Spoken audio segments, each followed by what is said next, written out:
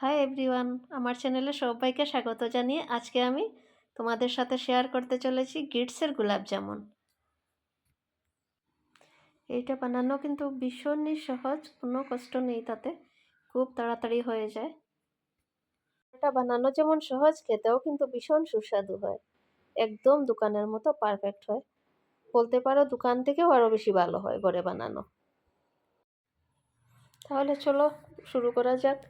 তো সবার প্রথমে নিয়ে নিলাম গিটসের প্যাকেট, যেটা আমি দোকান থেকে নিয়ে এসেছি।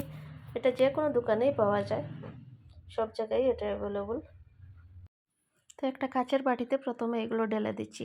আর আমি এখানে হাফ প্যাকেট দিয়ে বানাচ্ছি, পুরো প্যাকেটটা একসাথে বানাচ্ছি না, হাফটা রেখে দিচ্ছি, হাফটা এখন বানাচ্ছি। পুরোটায় তো প্রায় 40টার উপরে হয়ে যায়, এতগুলো তো একসাথে খাওয়া যাবে না, তাই জন্য হাফ বানাচ্ছি, বানালে তো ভাই খেতেই হবে। তো এখানে আমি নিয়ে নিয়েছি কিছুটা পরিমাণ দুধ, এক বাটি পরিমাণ নিয়েছি। পুরো বাটির দুধ কিন্তু আমার লাগবে না, একটু একটু করে মেখে নিচ্ছি, সেটা দিয়ে একটু একটু করে মেলাবো, কারণ একসাথে বেশি ঢেলে দিলে একদম নরম হয়ে যাবে আর সুন্দর ডো তৈরি হবে না, তাই জন্য অল্প অল্প করে দিচ্ছি, অল্প দুধ দিচ্ছি আর একটু করে মাখছি, তাহলে পরিমাণটা বোঝা যায়। একদম শক্তও হবে না আর একদম নরমও হবে না, মিডিয়াম সাইজের ডোটা তৈরি করতে হবে। আর হ্যাঁ, এখানে আমি নিয়েছি আগে থেকে গরম করা দুধ, গরম করে ঠান্ডা করে নিয়েছি, ঠান্ডা দুধ হতে হবে। আর এখন সেটাকে মেখে আমি 10 মিনিটের জন্য রেস্টে রেখে দেব। আর ওইদিকে তৈরি করে নেব সুগার সিরাপ।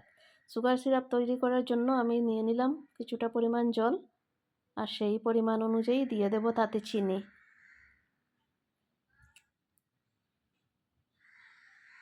চিনি আমি এখানে মেজারিং কাপ দিয়ে 1.5 কাপ চিনি ইউজ করছি। তোমরা যে যেমনটা মিষ্টি খেতে ভালোবাসো তেমনটাই দেবে। আর এটাতে একটু মিষ্টি ভালো লাগে, মিষ্টি একটু বেশি না হলে ভালোও লাগে না। আর দিয়ে দিলাম কিছুটা এলাচ। তো এই দিক দিয়ে আমি আবার এসে গেছি ডোতে, ওইদিকে আমার সিরাপটা তৈরি হচ্ছে। 10 মিনিট হয়ে গেল, সেটাকে আমি গোল গোল শেপ দিয়ে দিচ্ছি। একদম ছোটো ছোটো করে দিতে হবে, কারণ সেটা যখন সুগার সিরাপে দেওয়া হবে রস ঢুকে সেটা একদম ফুলে হয়ে যায়, টইটুম্বুর অনেক বড় হয়ে যায়, তাই জন্য একদম ছোটো ছোটো ছোটো ছোটো করে দিতে হয়।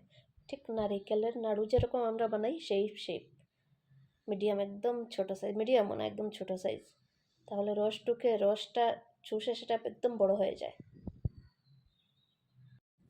গিটসের কিন্তু এখন বাজারে অনেক কিছুই পাওয়া যায়, গিটসের দোকান, গিটসের রসগোল্লা, গিটসের কী অনেকটাই।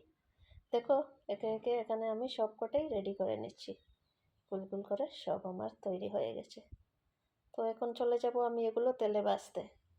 কড়াইতে দিয়ে দিলাম কিছুটা পরিমাণ তেল, একদম গরম হয়ে গেছে। গরম তেলে সেটাকে আমি ছেড়ে দিচ্ছি একটা একটা করে। গ্যাসটাকে কিন্তু একটু ধিমি আঁচে রাখতে হবে, নয়তো নিচে লেগে যাবে, নিচে লাগবে না মানে জ্বলে যাবে। তো ধিমি আঁচে রেখে গ্যাসটাকে এরকম লাল লাল করে ভেজে নিতে হবে, পুরোটা সুন্দর করে একদম লাল লাল করে ভেজে নিচ্ছি। দেখো কি সুন্দর হয়েছে না। গোলাপ জামুনগুলো এই দিক দিয়ে বাচ্ছি আর ওই দিক দিয়ে ডাইরেক্ট সুগার সিরাপে দিয়ে দিচ্ছি। সব কটা আমার ভাজা হয়ে গেছে, দিয়ে দিচ্ছি ওইটাতে। এদিক দিয়ে ভাজলাম, ওই দিক দিয়ে দিলাম, তাহলে খুব সুন্দর করে রসটা ঢুকে যাবে ভিতরে। কারণ এটা একটু একটু গরম আছে, একটু গরম সুগার সিরাপে দিতে হবে, সেটাকে ঠান্ডা হলে চলবে না। দেখো তো কি সুন্দর লাগছে, ভালো লাগছে না দেখতে বলো? একদম দোকানের মতো পারফেক্ট গোলাপ জামুন আমার তৈরি। আমার কিন্তু দেখে ভীষণ ভালো লাগছে, তোমাদের কেমন লাগছে বলবে। যেমন দেখতে ভালো তেমন খেতেও সুস্বাদু।